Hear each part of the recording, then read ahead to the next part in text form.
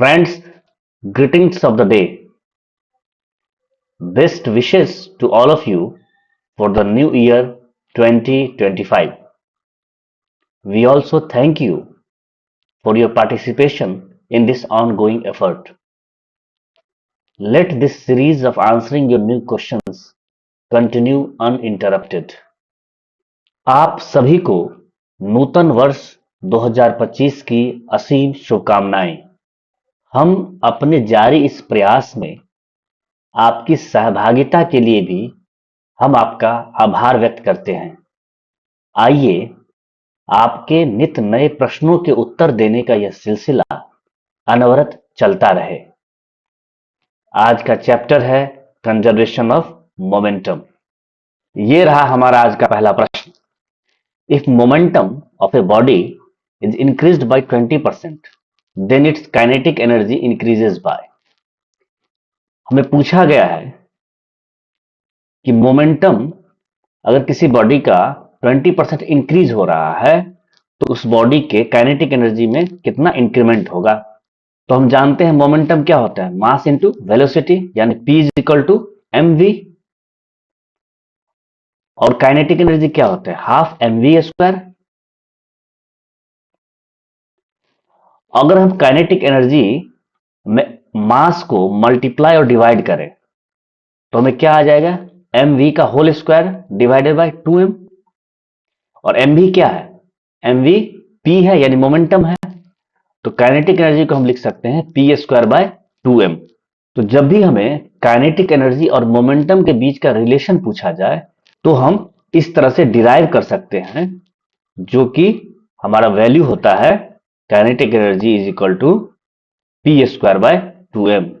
अब हमें गिवन है कि जो लीनियर मोमेंटम है उस बॉडी का वो 20% इंक्रीज्ड हुआ है, यानी जो नया मोमेंटम है, जो न्यू मोमेंटम उस बॉडी का, वो क्या हो जाएगा 1.2p, क्योंकि p प्लस 20/100p होगा p डैश, जो कि क्या आ जाएगा 1.2p आ जाएगा। और जो न्यू काइनेटिक एनर्जी होगा वो क्या हो जाएगा p dash square divided by 2m, यानी मोमेंटम का square divided bye 2 into mass. तो चेंज इन काइनेटिक एनर्जी क्या होगा, जो फाइनल काइनेटिक एनर्जी है minus initial kinetic energy divided by kinetic energy into 100। तो जो नया काइनेटिक एनर्जी है वो हो जाएगा 1.2p का whole square divided by 2m minus P square by 2m, जो इनिशियल काइनेटिक एनर्जी है, divided by initial kinetic energy जो है वो P square by 2m into 100 होगा। इसे जब हम सॉल्व करेंगे तो ये क्या हो जाएगा 1.44 P square minus P square divided by P square, 2m cancel हो जाएगा, तो आ जाएगा 0.44 इंटू 100, जो कि हो जाएगा 44%। इसलिए जो जो काइनेटिक एनर्जी का इंक्रीमेंट होगा वो इस केस में हो जाएगा 44%। तो जब किसी बॉडी का लीनियर मोमेंटम अगर इंक्रीज होता है 20% से तो उस बॉडी का काइनेटिक एनर्जी इंक्रीज होगा 44% से। इसलिए इस केस में हमारा आंसर हो जाएगा ऑप्शन सी। ये रहा हमारा नेक्स्ट प्रॉब्लम।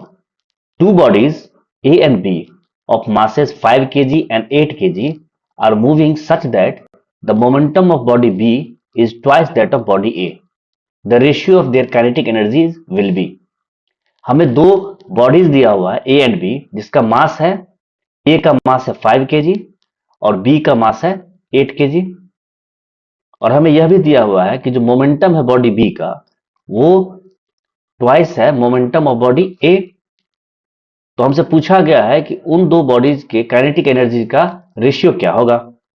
हमने अभी डिराइव किया है कि काइनेटिक एनर्जी का और मोमेंटम का रिलेशन क्या है, kinetic energy is equal to P square by 2m, where P is momentum. इसी कंसेप्ट को हम इस केस में यूज करेंगे प्रॉब्लम सॉल्व करने के लिए। तो काइनेटिक एनर्जी जो बॉडी ए का होगा वो क्या होगा, मान लेते हैं पी ए जो है वो बॉडी ए का मोमेंटम है और पीवी बॉडी बी का मोमेंटम है। तो काइनेटिक एनर्जी का जो रेशियो है ए का डिवाइडेड बाय काइनेटिक एनर्जी का रेशियो बी का वो क्या हो जाएगा P A square divide bye 2m। ये हो जाएगा काइनेटिक एनर्जी बॉडी ए का। उसी तरह से जो काइनेटिक एनर्जी बॉडी बी का है वो क्या हो जाएगा PV square divide bye 2mb। इसे जब सिंप्लीफाई करेंगे तो P A square by M A into M B by P B square, क्योंकि 2 और 2 कैंसिल हो जाएगा। तो P A square divide by M A मतलब मास ऑफ ए, तो मास जो है बॉडी ए का क्या है 5 केजी है, तो 5 लिखेंगे into mass of body B वो क्या है 8 केजी है, 8 डिवाइडेड बाय जो मोमेंटम है बॉडी बी का वो ट्वाइस है मोमेंटम ए के, इक्वेशन 1 से जो आ रहा है रिलेशन। पीवी की जगह पे हम क्या लिखेंगे 2pa, और यहाँ पे पीवी का स्क्वायर है इसलिए 2pa का होल स्क्वायर हो जाएगा।